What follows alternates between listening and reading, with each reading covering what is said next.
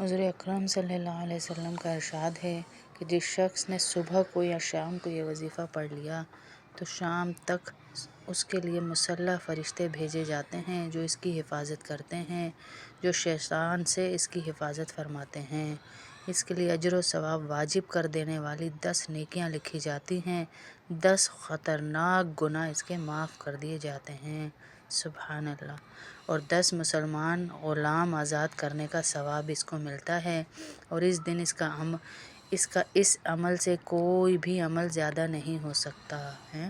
سبحان اللہ۔